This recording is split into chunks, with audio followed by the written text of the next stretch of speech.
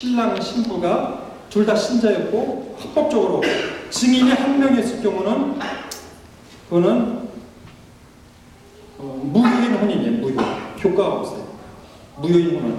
그래서 증인이 두 명이고 신랑 앞에서 신부 앞에서 신랑 신부가 이제 교회 예식자라 혼인 서약을 맺었을 경우 그 혼인 유대는 죽음 이외에는 끊을 수 없는데 만약 살다 보면 여러 가지 이유로 다 헤어질 수 있잖아요. 그죠? 그럴 경우 어떻게 하냐. 그럴 경우 만약에 내가 헤어졌을 때 교회 법원에 주임 신부를 통해서 교회 법원에 혼인 무효 소송을 청구합니다. 혼인 무효 소송. 내 혼인은 무효이다. 내 혼인은 왜 무효인 거냐? 무효인 원인이 아까도 말씀드렸잖아요. 증인이 한 명밖에 없었다. 그럼 무효죠. 그리고 원인이 굉장히 많아요. 내가 처음부터 원하던 남자가 아니었다. 나는 다른 남자를 좋아했는데 자꾸 부모님이 이 남자 돈도 많고 많이 배우고 괜찮은 것 같으니까 자꾸 이 남자랑 결혼해라고 해서 내 뜻보다는 부모님 뜻 때문에 결혼했다. 이럴 경우는 무효예요. 무슨 말인지 알겠어요? 본인의 의지보다는 다른 사람의 의지에 의해서 결혼했을 경우는 그 혼인은 무효입니다. 그리고 뭐 젊은 남녀가 서로 이렇게 사랑하면서 이렇게 임신할 수 있죠. 할 수 있어요, 없어요?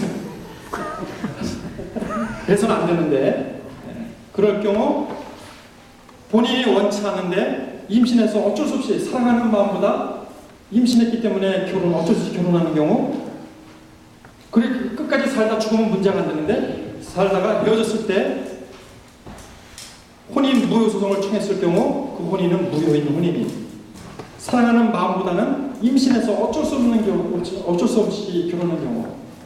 그래서 옛날 분들이 저도 수원교고 이제 법원장 하면서 이런 혼인 무효 소송을 수십 건 수백 건 했어요. 근데 나이 드신 분들 옛날에는 뭐 통행금지 같은 거 있었잖아요. 그래서 남자들이 어떻게든지 뭐 통행금지 또 집을 안 보내게 해가 여행을 가든가 해가지고 돌아오는 시간이 끊어져가지고 이렇게 같이 뭐 구체적인 관계를 가졌을 경우 그것 때문에 혼인하는 경우가 많이 있었어요. 나이 드신 분들은 이미 몸 주고 마음 주고 다 줬기 때문에 어쩔 수 없이 결혼했을 경우 그 혼인은 다 무효인 혼인이죠. 쉽게 예를 들어서 그 밖에 또 혼인을 유지할 수 있는 능력이 없는 남자 말하자면 돈을 벌지 않고 맨날 술만 마시고 도박만 하거나 또 혼인 생활 유지할 수 없는 능력을 갖지 못한 사람들도 있어요. 네? 무슨 말인지 알겠죠? 네.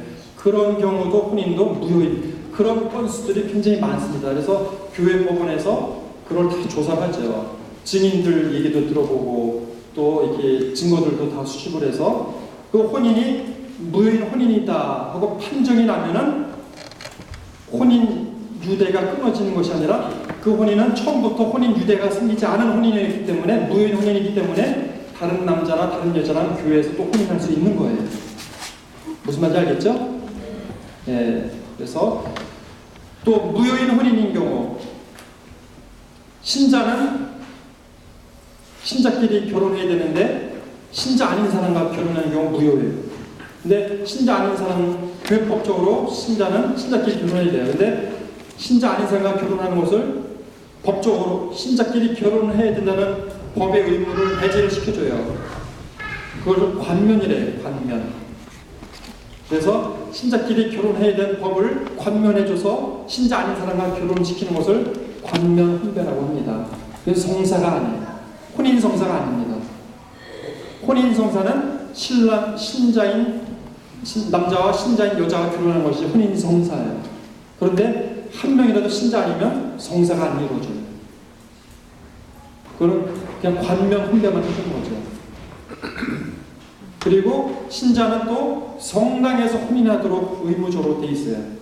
그런데 이 시장에서 그냥 결혼했을 경우 아니면 뭐 자기 남편 될 사람이 개신교 신자이기 때문에 교회에서 했을 경우 그 혼인은 무효인 혼인이에요. 무효. 그래서 그런 무효인 혼인을 살다가 이혼하고 왔을 경우 그 그런 경우는 쉽게 신부들이 교회 법원까지 안 가도 본당 신부가 한국에서는, 미국은 어떤지 모르겠는데 한국에서는 혼인 무효 판결을 내릴 수 있습니다. 무슨 말인지 알겠어요? 좀 복잡해요, 혼인법은. 그리고 신자 아니었을 때 세례받기 전에 혼인은, 그러니까 미신자들, 신자 아닌 사람들의 결혼을 교회에서 인정을 해놔요, 안 해놔요? 신자 아닌 사람들이 이 시장에서 결혼하는 것을, 그 혼인을 교회에서는 인정을 해야 안 해요? 왜 인정 안 해요? 그럼 어디서 결혼해야 돼요? 네? 신자 아닌 사람들이 어디서 결혼해야 돼요? 1층에서 결혼하는 걸 교회에서 인정을 안 할 수 없죠. 신자인 사람이 성당에서 결혼할 수 있어요. 신자가 아닌 사람은, 한 명이라도 신자 아닌 사람은 교회에서 결혼할 수 못합니다. 하고 싶어도 못해요. 그러니까 비신자들이 일시장에서 결혼하는 것을 교회에서는 그들 인정을 합니다. 인정을 해줘요. 그렇기 때문에 나중에 결혼하고 나서 세례받는 사람들이 성당에서 결혼할 필요가 있어요, 없어요? 결혼할 필요가 없어요. 신자가 되기 전에 결혼한 것을 교회에서 인정을 하기 때문에 혼인 예식을 안 해줍니다. 무슨 말인지 알겠죠? 혼인 예식을 해주지 않아요. 그 인정을 해주기 때문에 결혼하기 전에, 세례 받기 전에 결혼 예식을 예식장에서 해건, 뭐 절에서 해건, 또 교회에서 해건, 그 혼인을 정식적으로 했다면, 혼인 서약을 했다면 그 혼인은 가톨릭 교회에서는 그대로 인정을 해요. 그래서 결혼하고 난 다음에 세례 받은 사람들에게는 혼인 성사를 안 해줍니다. 혼인 갱신식을 해줄 수 있어요. 혼인 갱신식. 혼인 서약을 갱신하는 예식을 또 해줄 수 있어요. 그렇기 때문에 그것도 문제가 많이 생겨요. 이것 때문에. 그래서 한 여자가 초혼인데, 우리 신자예요. 여자는 신자인데 남자, 결혼할 남자가 신자가 아니에요. 그런데 신자 아닌 여자랑 이 시장에서 결혼했다가 이혼했던 남자예요. 그러니까 신자인 가톨릭 신자가 이혼했던 남자와 성당에서 결혼할 수 있어요, 없어요? 결혼할 수 있다는 사람 손 들어보세요. 결혼할 수 있다. 결혼할 수 없다. 나머지 뭐예요? 네? 모르겠다. 제가 말씀드렸잖아요. 신자 아닌 사람이 예시장에서 결혼한 것을 교회에서는 인정한다 그랬죠. 그러면 교회에서 볼 때는 그 이혼한 남자의 부인은 누구예요? 이혼한 여자예요. 혼인 유대가 계속 있다고 보는 거예요. 혼인 유대가.